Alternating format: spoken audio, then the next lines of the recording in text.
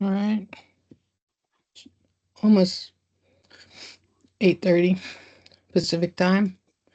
Um, looks like at least, well, right now about 40 people figured out the new link and it's working. Yay. Um, so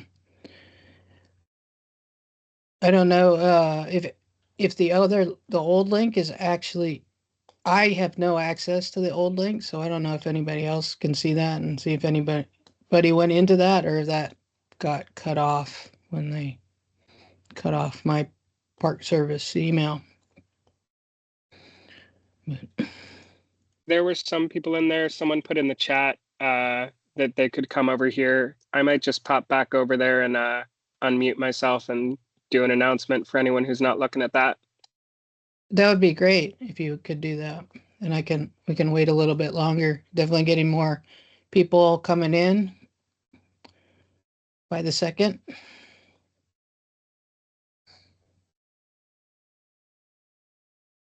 Hmm.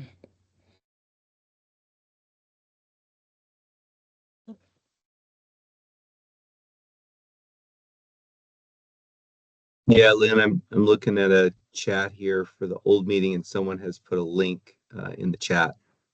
Cool. So, yep.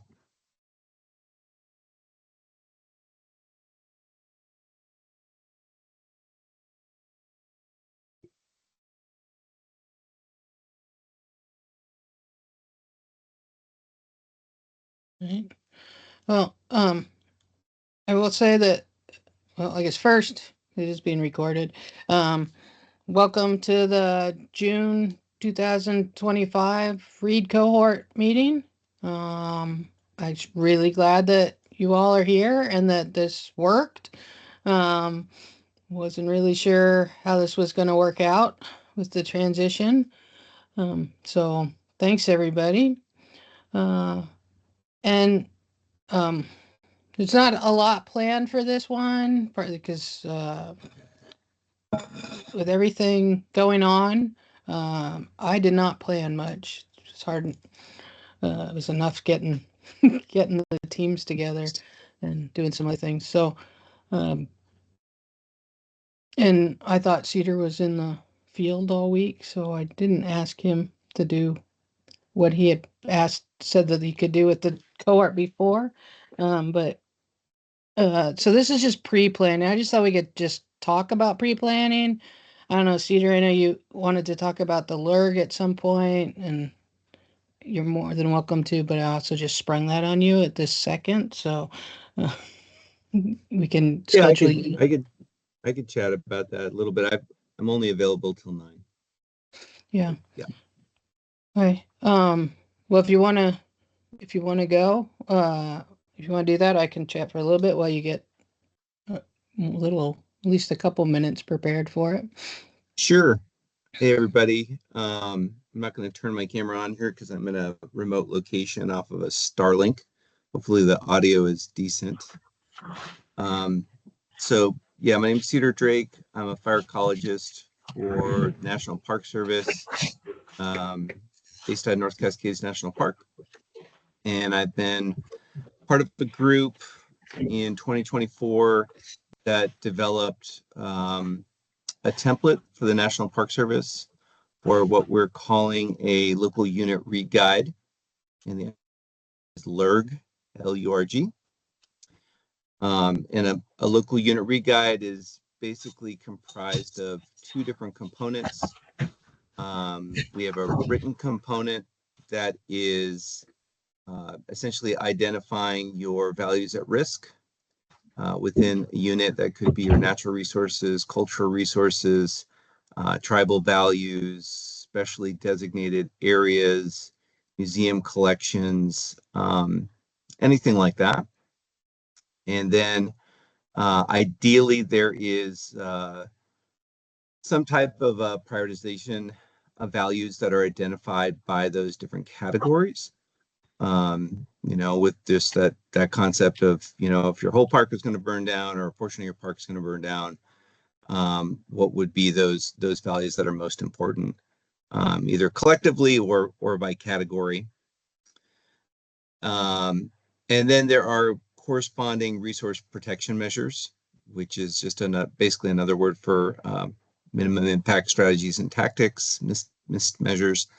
That would be then what the resource advisors would be advising to protect, minimize, or mitigate those resources from impacts either from the fire or from fire suppression. And so, the intent here is just that it's kind of a one-stop shop. When you do have an incident, that you've already identified those values, identified those resource protection measures, potentially even prioritize some of these values, that this has been vetted by your unit staff. It has been potentially even signed by your agency administrator of it. And then the other component is what we're calling the READ Atlas, which is, a variety of different ways to do this. It could be simply a collection of pre-made maps that identify things like your retardant avoidance areas, your invasive species populations, your perhaps you have like areas where you are recommending avoiding any type of ground disturbance. Perhaps you have a map that indicates your approved draft sites, dip sites, things like that.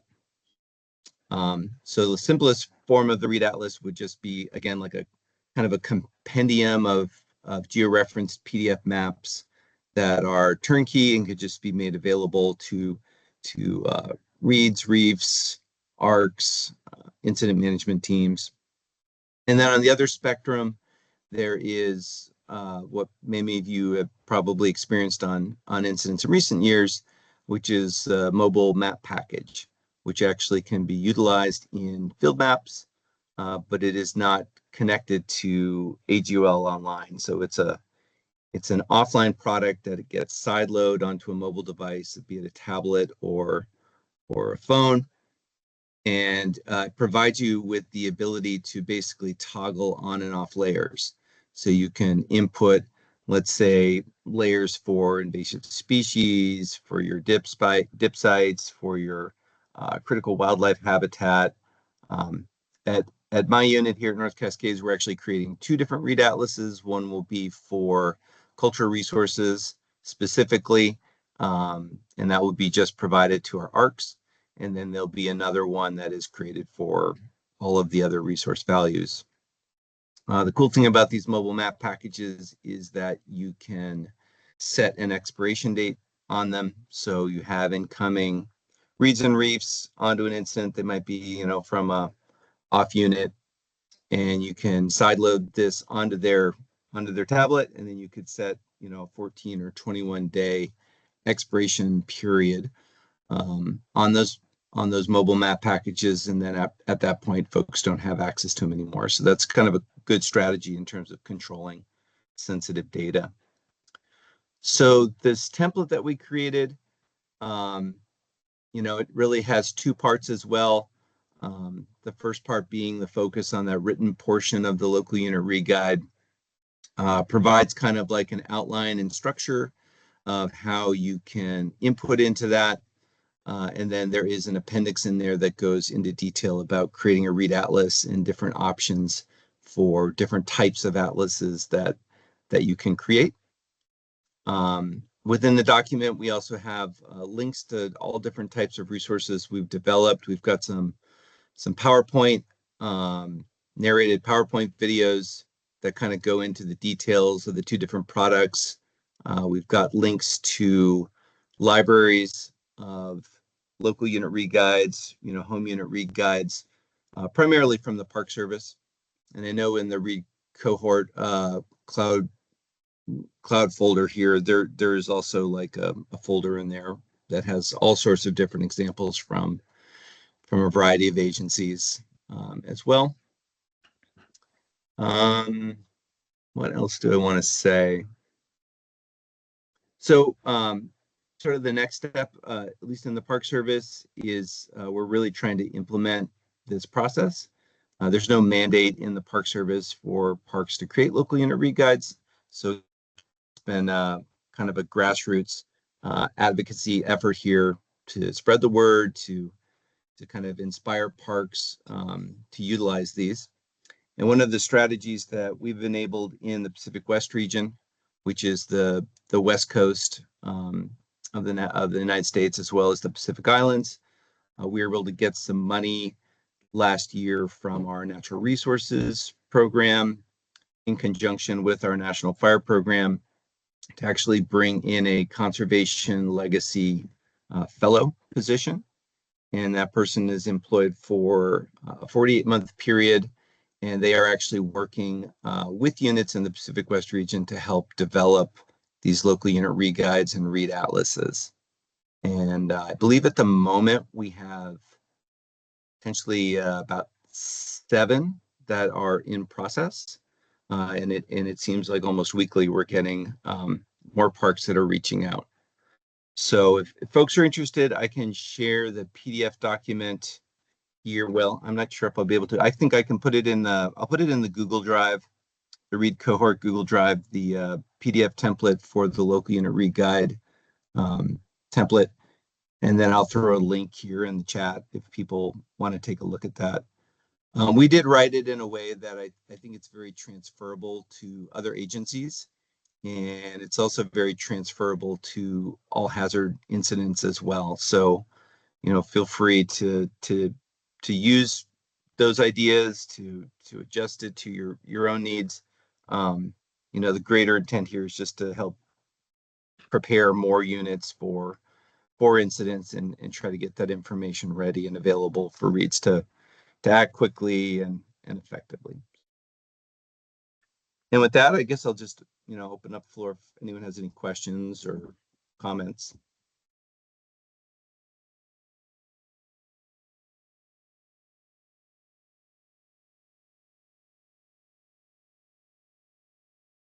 Thanks, Cedar. Appreciate that I put you on the spot and you did that.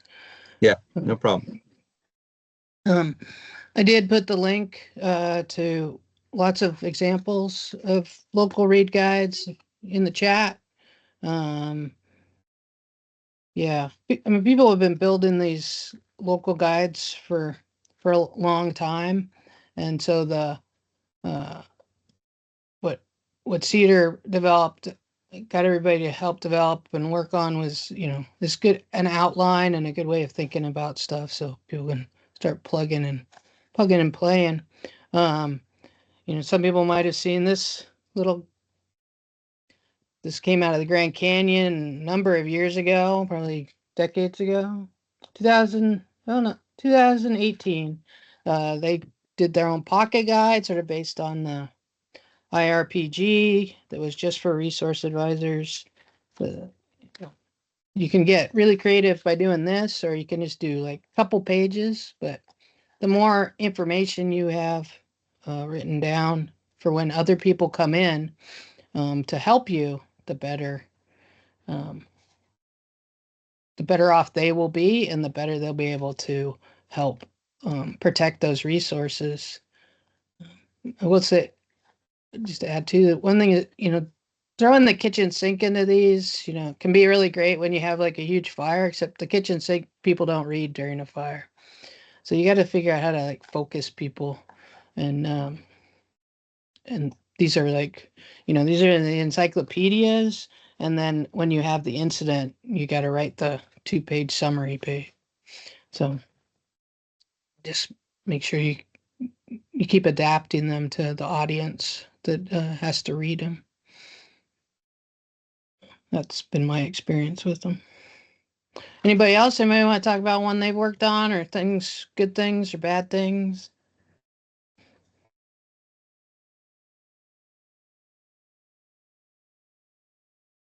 Fine. Okay. Yeah. Go ahead. Go ahead, Brandy. Cedar was kind of talking about like we call them pre-attack maps, but sometimes like verified areas where they're gonna have dip sites or helospots, and those are a little bit separate from some of the READ guides that we have, but they're more just for FAM.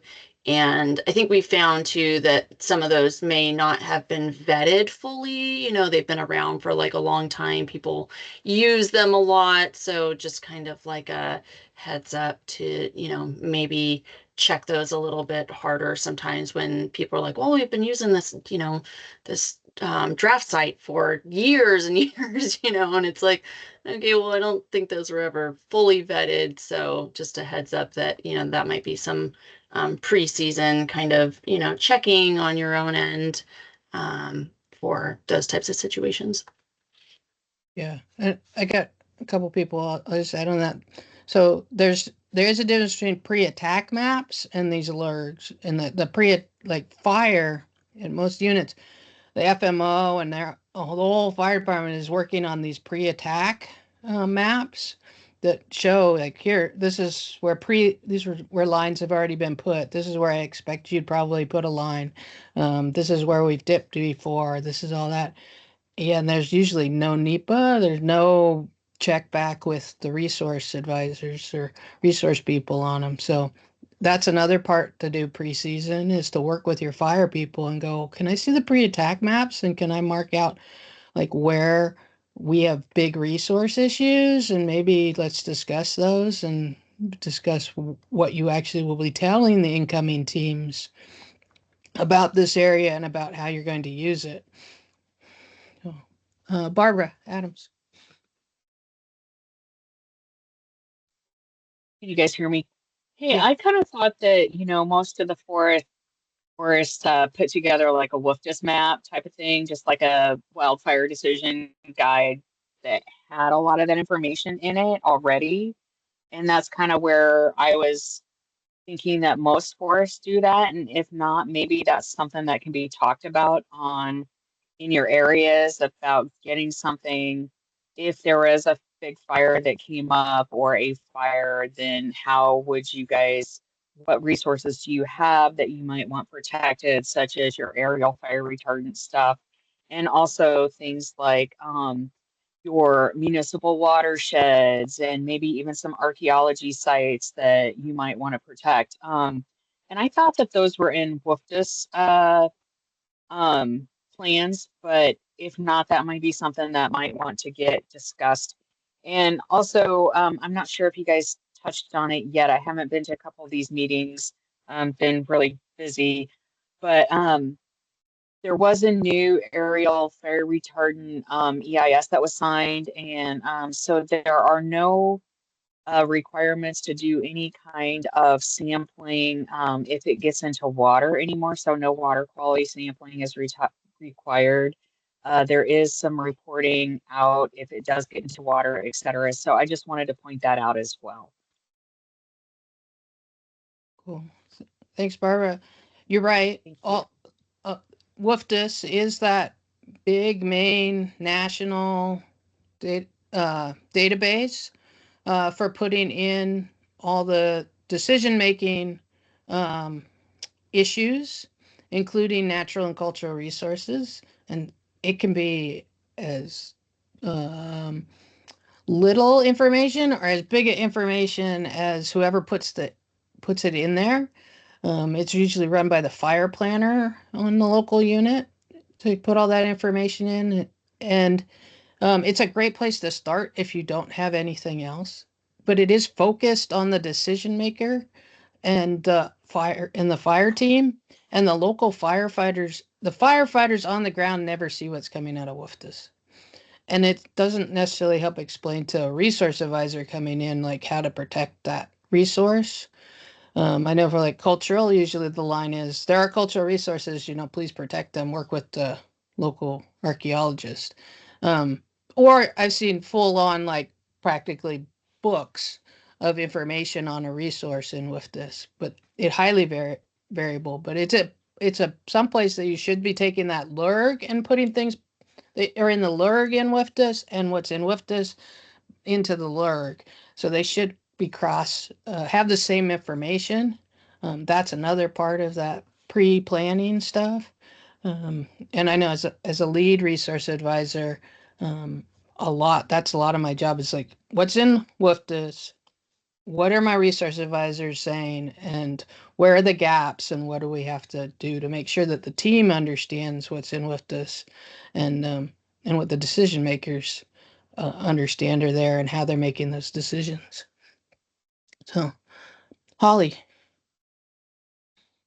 Hi, so for this type of document, I guess 2 questions. The first being, would you recommend including maps of sensitive areas that should be avoided? And if so, what sort of buffer should be placed around those sites? Because obviously you don't want it too small to really like hone in on a sensitive resource, but you probably also don't want to make it too large to impede, you know, the fire efforts. That is going to be a local specialist decision on that buffer, and I think you're going to have to determine on which, and other people can speak up too, but I'll go off the cuff first. Who's your audience? If you're building those GIS layers, who's the audience? If the audience is, it's going to be protected information and it's going to just the resource advisors, then you maybe don't want to buffer it. But if you want to hand it off to the incident management team and let them use it, then you might want to do buffers. But on some resources, you may not. You may do buffers and you may not. It really depends on whether you just want them to avoid the area, or you actually want them to be able to identify that resource and protect that resource, right? Like, because if you have a big buffer and you actually want them to protect that one little resource in the middle of the big buffer, you might waste their time looking for it. But if it's just for the resource advisors, you may not need the buffer too. So you got to think that out and discuss it. And, is not telling them the exact location going to damage the site more, or the issue or the resource more than putting that information out for a little while? And how restrictive is it? Yes, we want this information on the ops maps that the field firefighters get. Like a historic structure, I might want that on the map, but an archaeological site I may not. So, and other things, I may want them to know that is a wild and scenic river area, and it doesn't need to be buffered. So just, you got to talk through with firefighters too on how you want to, I would also say it's a line officer decision too. Yeah. So make sure that you have your line officer involved. Totally. Anybody else want to add to that on the mapping? Please do. This cohort is for everybody to learn from everybody, not for me to just spew what I know.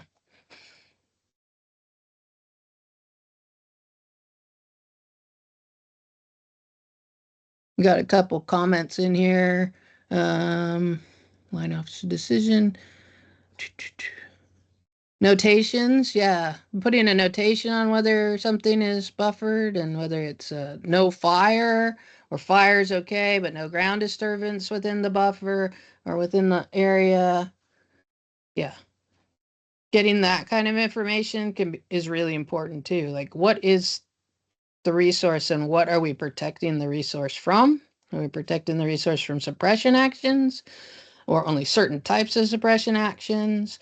We don't want retardant, or we don't want a bulldozer, or retardant's okay, bulldozer's not, handline's okay, bulldozer's not. Or protect put a line on where the buffer edge is, so that fire doesn't get into it. Those kind of things. All right. Yeah, that's really helpful. Thank you. Daniel? I didn't unmute myself. Sorry. Good morning. So I do want to comment first on what we were just talking about with protection measures. It is really important that you say what the hazard is. I was on a fire where one of the critical values at risk was something that would only be damaged by suppression actions, but because of ISAP and the way we're doing it. And they didn't say that. They just said this is a critical value. We were going through all this work to like keep the fire out of the area when it didn't really matter if the fire got there. It just mattered that we didn't put dozer line through it. But we were going to put in a giant dozer line because they identified this as one of their top 5 like things that could be harmed by the fire. And that was through like maybe not reading the process that it was a impact of the fire. So being clear about that. And then um, please feel free to engage your fire folks and your teams in that, because just saying no fire isn't always as helpful. Like maybe low intensity fire is fine and you don't want high intensity fire, or maybe residence time of the fire is really important because you don't want heat deep in the soil, but a high intensity fire that goes through fast is fine. And we can work with you on that. Like maybe high intensity fire is bad, so we can do a nice backing fire through there and burn it before the main fire gets. So um, those of us in fire are fire subject matter experts, just like you all are resource subject matter experts, and feel free to engage us in coming up with that. And then I originally raised my hand a little bit to talk about WFDS because in my previous job, I was a regional fire planner with the Forest Service, and I was working through a lot of the move to the next generation of WFDS. So first of all, if you don't know, there is a new WFDS out and it is different, and you should probably get in there to the training version and take a look at it, especially if you might be involved in decisions. For the Forest Service, back in like 2015, WFDS, spatial fire planning and WFDS and a fire management reference system replaced our traditional written fire management plans. So having your data in WFDS is required. If it belonged in an FMP, it belongs in WFDS or your spatial fire planning. So if you haven't taken a look at that, you should for your unit, so you know what's in there and you know if it's missing something. Forest Service wise, there's also a new fire management planning guide that just came out. So take a look at that. And the other thing is new WFDS or WFDS Next Gen, which I guess is now current gen because Classic has been retired. It ingests feature services, which makes a lot of the stuff easier to update, but it also means WFDS fire planning got moved into a spatial fire planning service. And from what I've heard from some of my forests, while the data was migrated, it didn't come over correctly. So if nobody on your forest, and a lot of fire planners don't necessarily know what your resource data is supposed to look like, right? Or maybe that wasn't their thing, and maybe their fire planner on that forest does mostly budget and hiring. But it's worth making sure somebody takes a look and see if that spatial fire planning did migrate successfully, and that it is up to date because you've got new requirements with retardant. A lot of places have updated their land and resource management plans, or they have some kind of new court decision they have to deal with, or like a new Northwest Forest plan or whatever it may be. It's good to check and make sure that's up to date. And if you're in Region 5 of the Forest Service, I know not all of the forests were up to date before the move to Next Gen WFDS because I stalked it and saw when forests updated their plans last, and some of them didn't update it since it first became a thing. So take a look at that and just know that there's a new session. And if you are somebody who is involved in WFDS, get in there, look at some of the training materials on the WFDS website, check out the Next Gen, because learning the new one is not something you want to do while you have a going fire, because it is very different. And even those of us involved on the fire planning side are struggling through some of this stuff.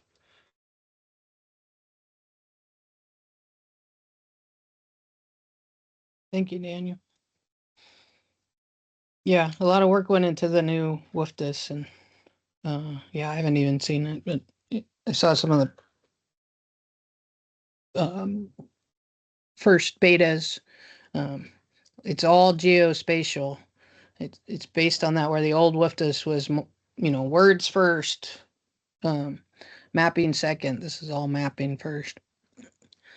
Christopher. Hello, can everybody hear me? Yeah, you're a little quiet, but Okay, let me turn my mic up. So my question is, based on our mapping talk and how WFDS has changed to a geospatial type reference, has there been any push to either move reads into the drone program, the UAS program, to incorporate resource stuff? Joined a little late, so I don't know if that's already been covered. Can you say that again? What program are you asking about? The UAS or drone program.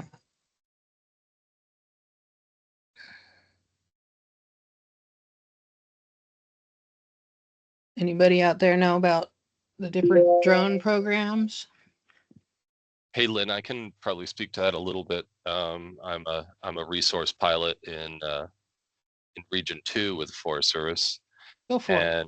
and so UASs on fire is a much more complex event, and you would need to be qualified as a UASP, a UAS pilot for fire.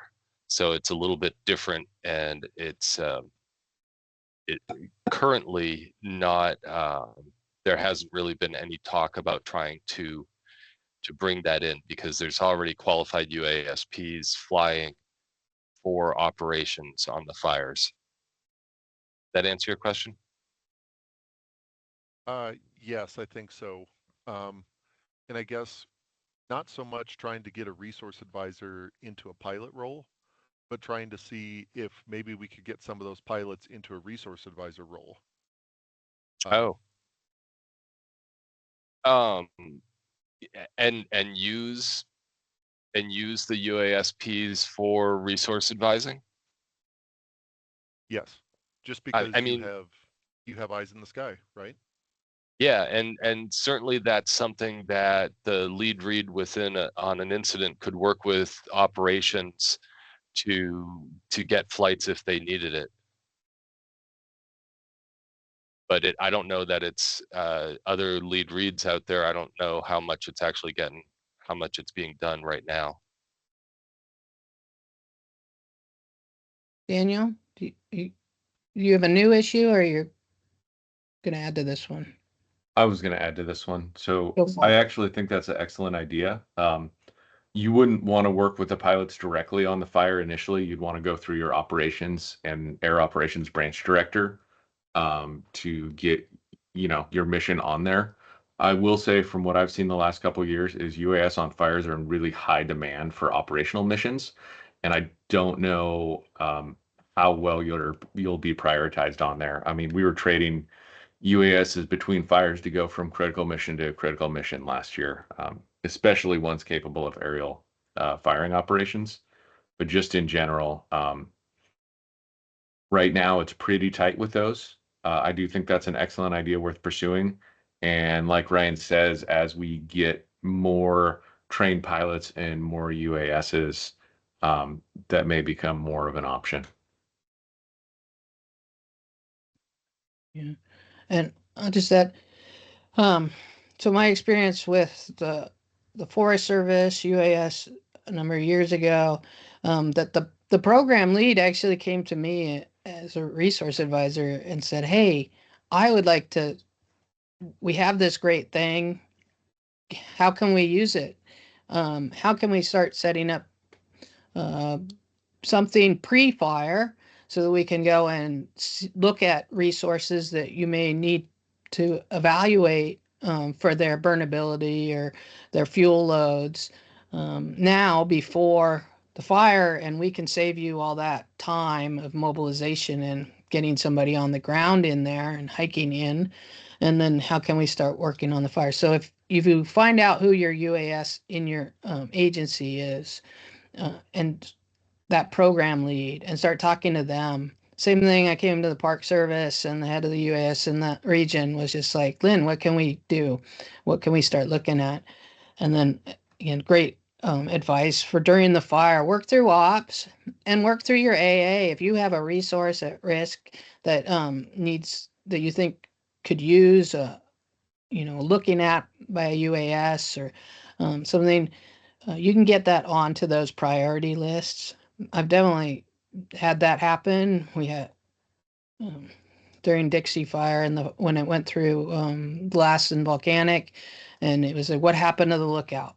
We just restored that lookout. What happened to the lookout? And we got UAS up there to sadly find out that it had burned down. But then Ops has also invited me in to watch some of the overflights when they knew there were big resource issues on where they were flying. So, and there are a few resource advisors who've gotten pilot, uh, gone through the whole thing to get their task book and everything in their pilot's license to work on fires. Todd? Hey, they're out in the field today, but speaking as a UASP on the NRM side, as well as a trainee on the fire side for UASP, I would say, yeah, we could push for the NRM side. Great. I have a feeling they put the same passbook into place, just the way the UAS community is being built. From seeing it from both sides, the NRM side is greatly underutilized. We have a fair number of pilots out there on the Forest Service side. I can't speak for other agencies. And while working on my task book, I'm currently 5 rolls in on my task book, and getting that signed off is always difficult. But I see the fire gets the money, as is normal. But I see challenges on both sides. Getting in from the NRM side as a pilot is tough, just because you have to be single resource, and they don't consider READ Reef as a single resource. Um, Going up the chain. I just my 2 cents, from being on both sides of that particular topic. I see the use both ways. As it stands right now, I'd say definitely push as the lead READ, to get those missions up there. There are times that the UAS is underutilized, but yeah, making that a priority, I just think it'd be a good push all the way around. I'll just add, like, if you just talking to pilots, to talking to ops about these issues, even if you don't have a mission in mind, or you have one mission in mind that's also really it's a cool resource to you. It's a cool resource to the agency. That's why you want to fly that. If you really can tell that story, and then those guys get that in their mind, and the next time they're like, hey, we're going to fly over here. Do you have any issues? Do you want to know? And they start coming to you as a resource advisor. So the more you can tell our story and get that bug in their ear, in their brain about these issues, the more they'll come to you, too. And the next fire, they'll be thinking about it and protecting it. So even if you don't have an issue at the moment, go talk to them. Tell them you're interested about their thing. They get interested about your thing. Oh. All right. Maria? Sorry, I probably said your name totally wrong. Oh, no, that's good. I had a question about something you said that I didn't quite catch about a fire lookout burning down because it went through volcanic rocks and volcanic glass. I didn't quite understand that situation. Like, did it burn down because of the rock type? No, so Lassen Volcanic National Park Oh, okay. is what I was trying to say. Yeah. So that's it. The official name for the park is Lassen Volcanic. I will say the lookout was in a very sparse vegetation area. It was surrounded by lava flow and basalt, but that fire that day ran like 150,000 acres and was just a wind-driven fire, and embers got into the lookout and burned down. So.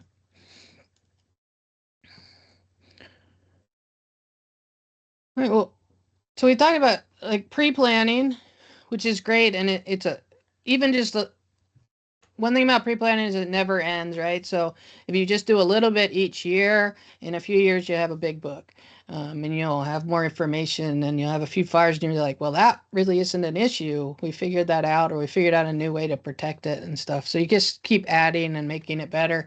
But what about starting to pre-plan and get ready for the fire season for you as an individual resource advisor?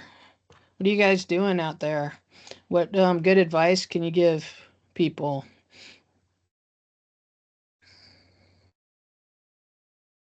Drink water. Yes, drink a lot of water.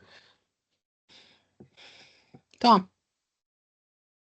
Yeah, I'd say one of the more important things is start talking to your supervisor now, figuring out when you'll be able to go available. That's going to smooth things over when that call comes and says, "Hey, do you want an assignment?" Don't wait until they're looking for people to figure out if you can go. That's I think the absolute first one. And that goes with smoothing things over at home as well, because that's always you're putting more burden on everyone around you. So start those discussions sooner than later, and then just get your kind of get most of your go bag ready, because you're not going to be able to bring everything. And this is kind of aimed at that brand new reefs. We've got a lot of them on our forest this year, and everybody wants to know how do I get an assignment and what do I take with me? So start putting that stuff together ahead of time. That's my advice. That's great advice. I just want it. You're speaking keyed into mine. So does everybody in the Forest Service know about the memo that came from the chief? And does anybody from the Forest Service who read that? Has there been talk? What's the talk? What's the response to that chief's memo? I'll just speak for my work group in the Washington office. My supervisor is relatively new to Forest Service, coming from outside of natural resource management agencies. And she was a little unclear in previous years as to what the priorities were. Do I have people focus on what their actual steady state work is, especially when that's top priority, or do I let people go on fire assignments? And if so, how many is reasonable and what type of notice is reasonable? And she's very much holding that memo this year as being clear direction. Anything else can stand down. We need to all be all hands on. And that's especially true because we've lost something like 1,800 red carded employees through the deferred resignation program. So, we may be able to bring some of them back on, et cetera, but really it's quite clear in at least my work group in the Washington office.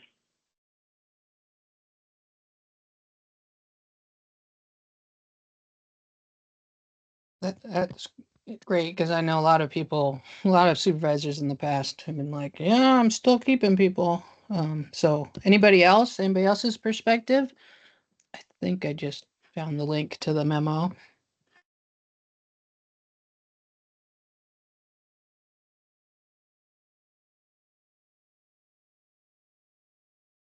Nobody else. Has anybody seen a memo like that come from the Department of Interior? I only saw the Forest Service one.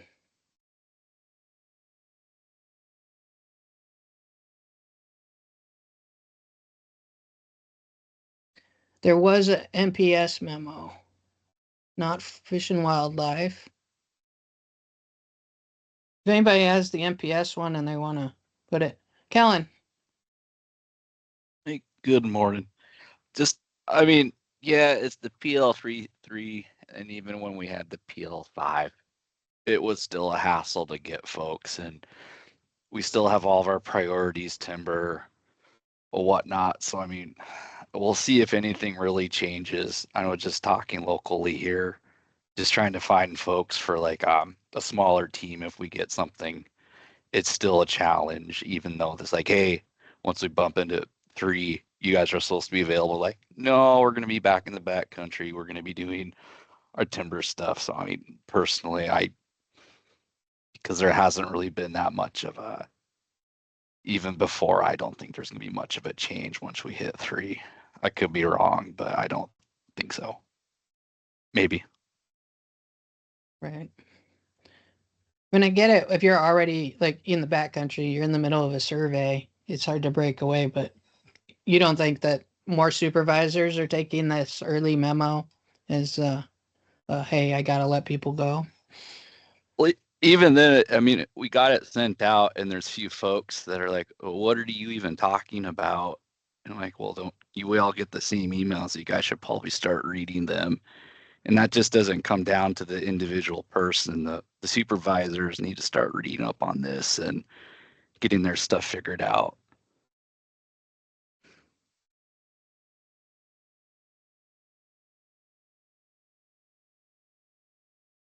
Yeah, but I think even with the memo, which I finally found the right link to the memo, that what Thomas said of getting your supervisor prep, making sure they understand that you want to go on incidents, and working it out with them. So when the call comes, it's not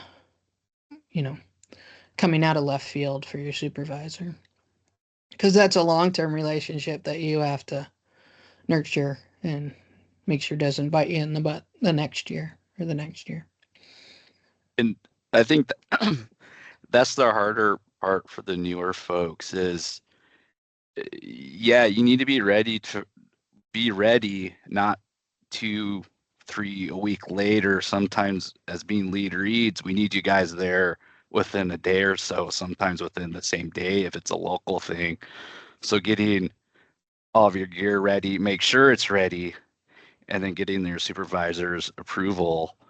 Because I mean, there's back when I did bear work, I can't tell you the number of times where I'll put orders out, people are actively showing up on the assignment and they have no line gear. So we're having to deal with that.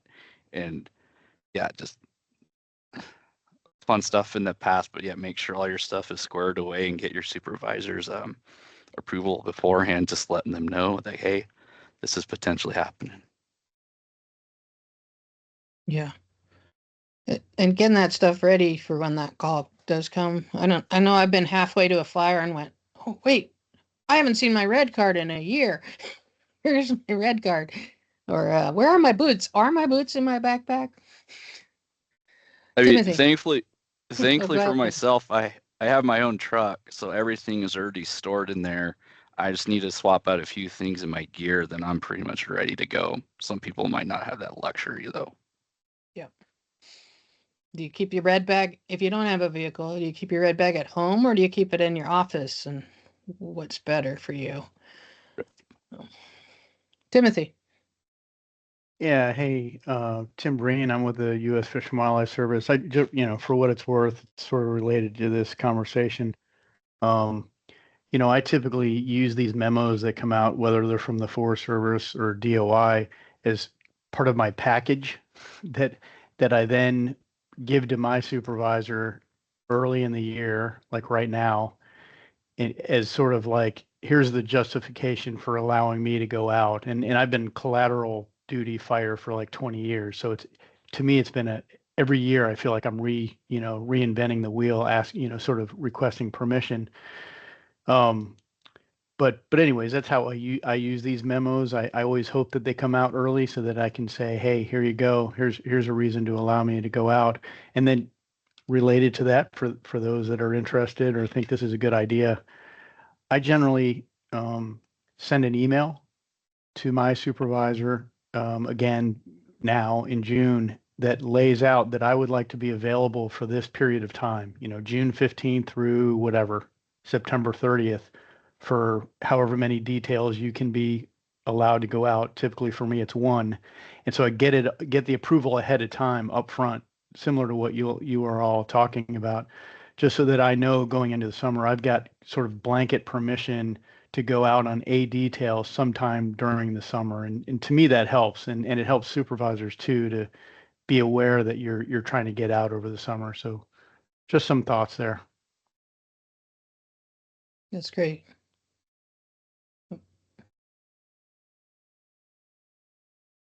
There's some good stuff in the chat too. Like, yeah, check that your batteries that swap out for new batteries every year. Check your bag. I don't know how many I've done it. I've seen other people do it. You realize, oh, there was a lunch from the last fire I was on still in my gear. Or a mouse found that sandwich. So you know, swapping, make sure your stuff is actually ready to go. For those of us that change weight in the off season, make sure your pants fit. Or maybe you got to go down a size. So keep it in shape. There was somebody here who was asking if there's anybody on the front range that could help making sure that they've got all the right gear. Yeah, that's a good one. I mean, especially if you're new to fires, like it's don't be afraid to like lay your pack out and go, do I have everything I need? What else would you take? Um, it would say, remember, you're not a hot shot. You don't have to carry, like everything for a whole crew, but you gotta carry your own stuff. What else? Oh yeah, for travel. Remember to figure out whatever your travel is for your agency and your local unit, because for you, everybody got their credit card put down to $1, their travel card even to $1. Like, I know the Park Service has and it does vary by region. At least when I left, was you had to send an email that you got an assignment and would get your travel card bumped up, but find out whatever it is for your local unit. Um, and know that before that call comes for a fire. Yeah, there's a good list here, travel cards and your computers and online access and all of that. And if you don't know NERV vehicles, for people that don't know NERV vehicles, that's a rental for fire. NERV vehicles and how you get them and everything has changed a bit this year. It's supposed to be streamlined. I just watched the video the other day of the new system. It now actually is through IROC, in the process of IROC. So your dispatcher can do it right there when they're like typing in your travel stuff. So it should be a lot cleaner than it has been in the past. But you might want to talk about your dispatch about that and find out if they know and they're practicing on it. I know my own dispatch. I will still be their guinea pig on how to do NERV vehicles this year because I'm the only one out of my unit that does that. Hey, Lynn, someone earlier in the chat asked about the executive order creating the new fire agency and how that would affect Reed Reese. I guess I'm just curious, out of all of you on this call, if you all have heard anything more from your agencies about what that does or doesn't mean in general. Ryan. Unless I am wildly mistaken, you should still be able to be ordered to a fire regardless. You're not fire staff, so it shouldn't be impacting you in that way. But don't. It should be taken with a grain of salt. But just that's how I view this all panning out. I'm going to reiterate what Fran put.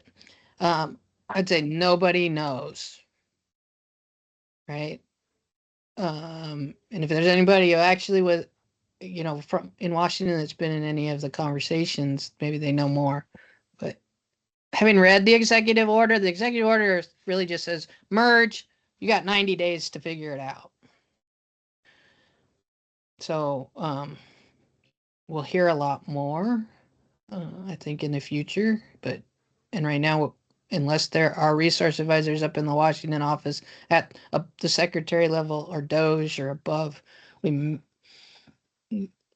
which I guess I would hope there would be, but I doubt it. But if anybody can put the word in for resource advising during suppression,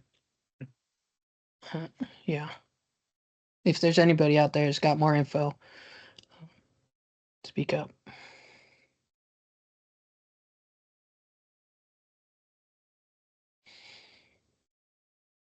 Okay. We got about 6 minutes left. There's a couple things.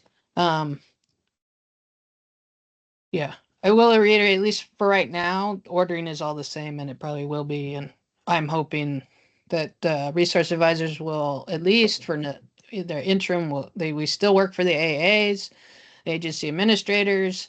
They're not going away because we still have different land management and leadership for that land management, and so we still are needed for those for that, and we work for them.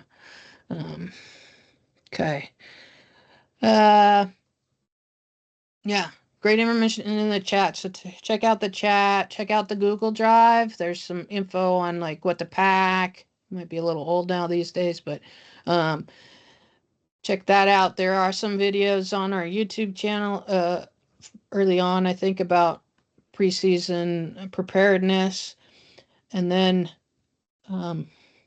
what I, in this last 5 minutes, would like to hear more about what you guys want to hear from the cohort. What would you like the cohort to do, to help you with, to do differently, to keep doing? What topics do you want us to try to tackle? And I think, what do you guys think?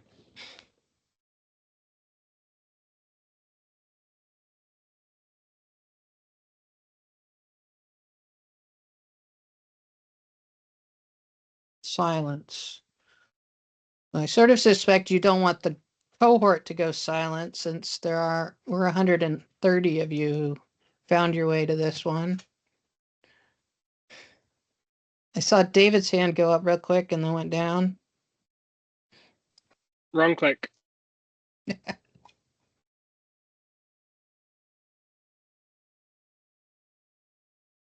Nothing? Okay. Hey, Lynn, I have a question for you. Go. Okay.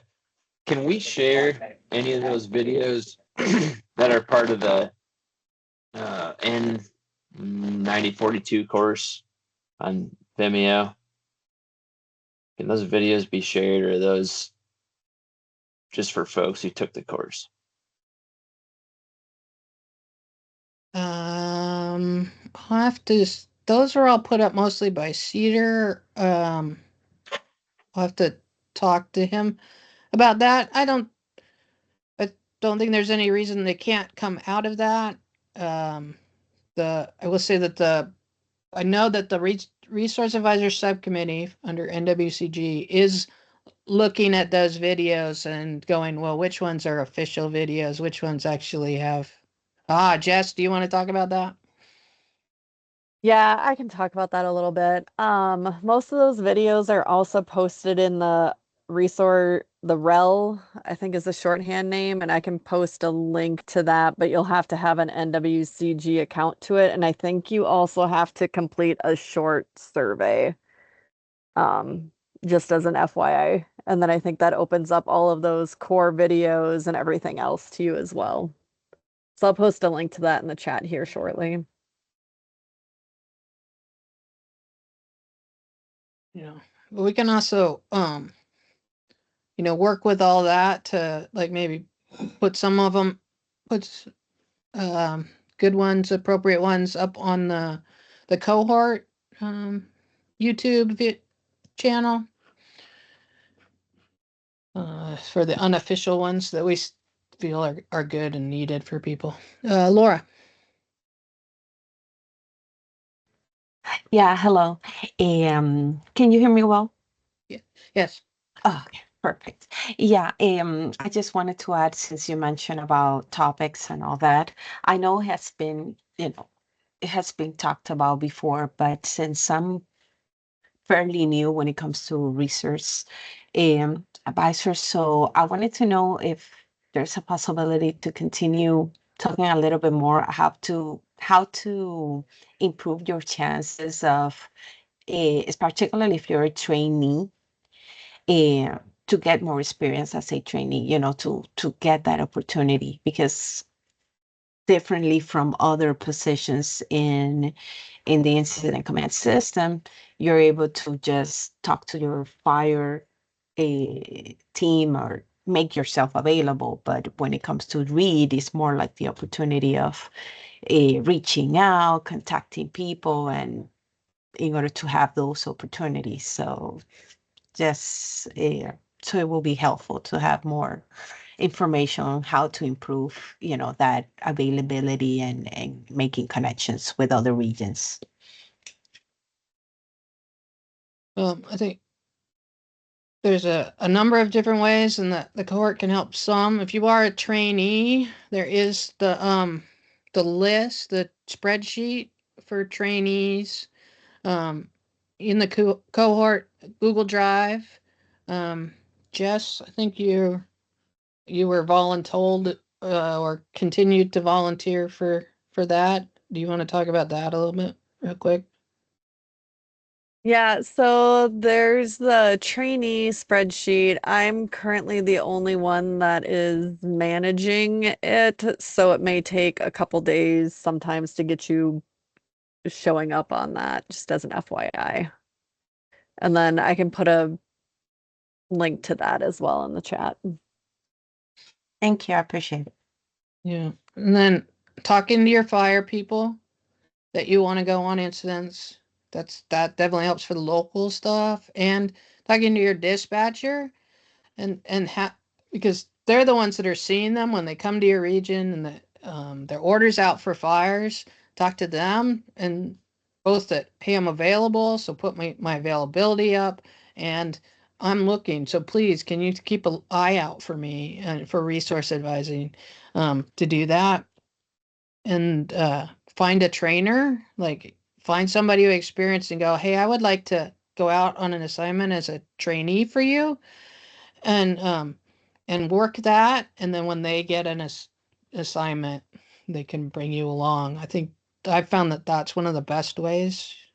Plus, with the new, as we're moving towards having the positions be under NWCG, be official positions for all the agencies, you're going to have to go through that trainee and task book thing. So trying to get into that, just doing that now will help you. What time is it? Oh, we're 2 minutes over. I got a couple ideas. Thank you all for coming, for making your way over here with the new change. Send your ideas to Pete and I and any of the other managers of the cohort. If you want to help us, we would love more help in getting all this stuff together. This cohort really is for everybody, and everybody contribute and get their info out, not just for me to spew my knowledge, though I don't want my knowledge to be stuck in my brain and nobody else get it. And also, with both Pete and I being retirees and not in the agency and not seeing what you guys see, we do have managers that are in the agencies. But the more, if you guys could feed us information, our contacts are in the emails, and send all your friends to us and join us. So have a good fire season, good next month till our next cohort meeting, and be safe out there. Thanks, everybody. Thank you. Thanks, Glenn. Thank you. Thanks, Lynn.